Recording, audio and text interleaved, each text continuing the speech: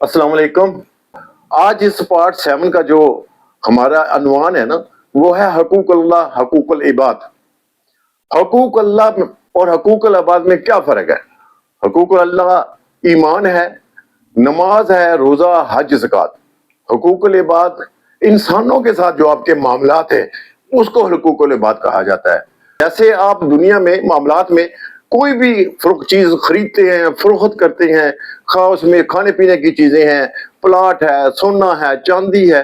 جو بھی خرید و فروخت لوگوں کے ساتھ آپ کا لین دین ہے، اس کو معاملات کہا جاتا ہے۔ تو اس معاملات میں پڑوسی بھی آتے ہیں، رشتہ دار بھی آتے ہیں، وراثت کی تقسیم بھی ہے۔ یہ ساری چیزوں پر اللہ تعالیٰ کے جو احکام ہے وہ یہی ہے کہ معاملات میں آپ خرید و فروخت میں جو بھی کرتے ہیں، کسی کے سلوک کرتے ہیں، آپ اس میں کم نہ تولیں، جھوٹ نہ بولیں، دھوکہ نہ دیں، فراڈ نہ کریں، اور اسی طرح پڑوسیوں کے ساتھ حسن سلوک کریں، لوگوں کی جان و مال، آبرو، عزت کا تحفظ احترام کریں، رشتہ داروں سے حسن سلوک کریں، اور وراثت کی تقسیم احکام الہی کے مطابق جو قرآن میں بتا دیا گیا ہے، عدل و انصاف سے تقسیم کرنا، حق و سچ کی گواہی دینا، عدل و احسان کرنا، یہ حقوق العباد ہے۔ لیکن ہمارے جو عام طور پر ہم دیکھ رہے ہیں، وہ قرآن پاک کو صرف ثواب کے لیے پڑھا جاتا ہے یا مردوں کو بخشوانے کے لیے پڑھا جاتا ہے، اور ثواب بھی دیکھیں اس میں صرف یہ ہے کہ الف لام میم 30 نیکیاں ہو گئی۔ اب سارا قرآن پڑھا تو کتنی نیکیاں بن گئی، وہ اسی پہ اکتفا کر کے اور مردوں کو بخشا دیا۔ یہ نہیں کہا جاتا کہ قرآن جو ہے وہ زندہ لوگوں کے لیے آیا ہے،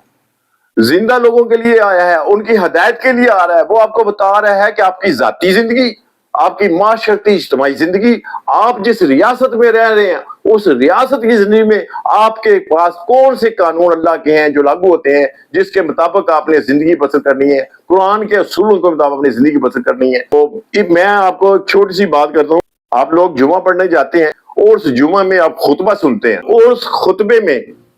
ایک حصہ ہے جس کو پڑھا جاتا ہے خطبے میں، ان اللہ یامر بالعدل والاحسان وایتاء ذی القربی وینہی عن الفحشاء والمنکر والبغی یعظکم لعلکم تذکرون۔ اس کا ترجمہ میں آپ کو بتا دیتا ہوں۔ بے شک اللہ عدل، احسان اور رشتہ داروں کو دینے کا حکم فرماتا ہے، اور بے حیائی، ہر بری بات اور ظلم سے منع کرتا ہے۔ وہ تمہیں نصیحت فرماتا ہے تاکہ تم نصیحت حاصل کرو۔ اب دیکھنا یہ ہے، جمعہ پڑھنے کے بعد کیا آپ نے لوگوں کے اندر عدل دیکھا، احسان دیکھا؟ کیا بے حیائی ختم ہو گئی، اس کو روکا، یا بری بات کو کسی نے روکا؟ ایسا کوئی کلچر، مجھے تو 63 سال کی عمر ہو گئی ہے، 9 سال کی عمر سے میں مسجد میں جانا شروع ہوا ہوں، میں تو یہ سارا سن کے دیکھتا ہوں اسی طرح جمعے کی نماز پڑھ گیا کہ لوگ اسی طرح ملاوٹ کر رہے ہیں، اسی طرح دھوکہ دے رہے ہیں، اسی طرح کم توڑ رہے ہیں، اسی طرح جھوٹ بول رہے ہیں۔ اس کی وجہ صرف یہی ہے کہ ان کو یہ قرآن سمجھ کے نہیں پڑھایا گیا، سمجھایا نہیں گیا، صرف ثواب کی حد تک رکھا ہوا ہے کہ ثواب حاصل کریں اور مردے بخشوائیں، جبکہ قرآن زندہ لوگوں کے لیے آیا ہے، ہدایت کے لیے آیا ہے، اور اس میں آپ کی معاشرتی اجتماعی زندگی اور آپ کی ذاتی زندگی، آپ کی ریاست کے اندر زندگی، آپ کے اوپر کیا حقوق ہیں، کیا فرائض ہیں، اس کے مطابق، ان اصولوں کے مطابق آپ نے زندگی بسر کرنی ہے۔ یہ آج کو کسی نہیں بتایا گیا۔ یہی وجہ ہے جو اس چیز کو سمجھتا ہے اور اس کے مطابق کرو، احسان کرتا ہے رشتہ داروں میں، وہ خیر خواہی کرتا ہے، تو ہم نے دیکھا ہے وہ خیر خواہ کے خلاف ہی پورا ٹبر جو ہے وہ شاستروں کے جال بنتا ہے کہ اس خیر خواہ کو کیسے لوٹا جائے۔ پھر وہ اچانک لوٹ کر رفو چکر ہو جاتے ہیں۔ پھر اس لوٹے ہوئے مال کو سنبھالنے کے لیے، مناسب وقت پر نکالنے کے لیے، تو وہ ایڑی چوٹی کا زور لگاتے ہیں کہ جو خیر خواہ ہے اس کو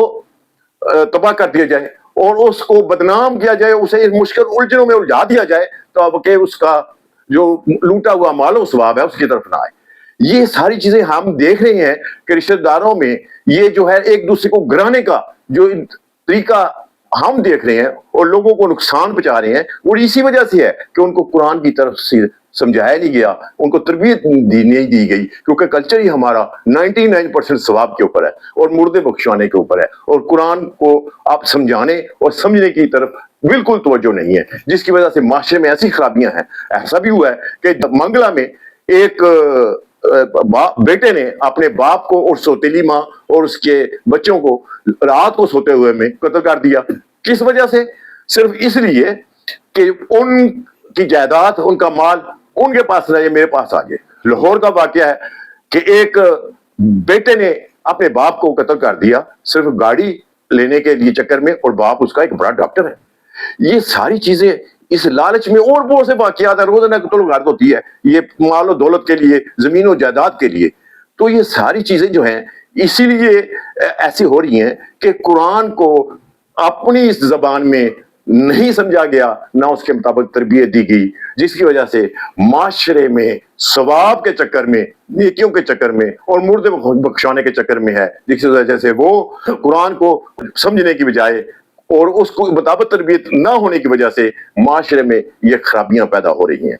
اس لیے ایک چیز ذہن میں رکھیے گا کہ حقوق العباد میں جو بھی اگر کوئی کمی کوتاہی ہوتی ہے اس کی کوئی معافی نہیں ہے. اللہ تعالیٰ نے اس کی معافی کا راستہ بند کیا ہے, سوائے اس کے کہ وہ انسان جس کے ساتھ آپ نے زیادتی کی ہے وہ آپ کو معاف کر دے, وہ تلافی کے ذریعے معاف کر دے یا مفت میں معاف کر دے. لیکن اگر ایسا نہیں ہوتا تو روز محشر جب وہ حساب کتاب کا وقت آئے گا تو آپ کے پاس وہاں دینے کے لیے تو کچھ نہیں ہوگا, نہ آپ کے پاس پلاٹ ہوں گے, اگر آپ نے پلاٹ پہ قبضہ کیا ہے, مال و دولت پہ قبضہ کیا, وہ دینے کے لیے تو کچھ نہیں ہوگا. وہاں کیا ہوگا؟ آپ کی صرف نیکیاں ہوں گی, وہ نیکیاں اس کو دے دی جائیں گی اور اس کی برائیاں آپ کے گلے میں ڈال دی جائیں گی. اب ایک آدمی نے زندگی میں بڑی رات کو بھی تہجد بھی پڑھتا ہے, 5 وقت نماز بھی پڑھتا ہے, حج بھی کیا, روزہ بھی رکھے, وہ ساری عبادت کر دے گی, وہ ساری عبادتیں وہ اس بندے کو دینی پڑ گئی جس بندے کے ساتھ زیادتی کی, تو اس کے پلڑے میں ہلکا ہو گیا. اسی طرح حدیث میں بھی ہے نا, ایک شخص ایسا ہوگا جس کے جنت میں داخل ہونے کے لیے ایک ہاتھ کا فاصلہ رہ جائے گا, کیونکہ ایسا گناہ کرے گا وہ جہنم میں ڈال دیا جائے گا. اور ایک شخص ایسا ہوگا جس کا جہنم میں جانے کے لیے ایک ہاتھ کا فاصلہ ہوگا, اور ایک ایسی نیکی کرے گا یا ایک ایسی نیکی ہوگی جس کی وجہ سے وہ جنت میں ڈال دیا. وہ یہی ہے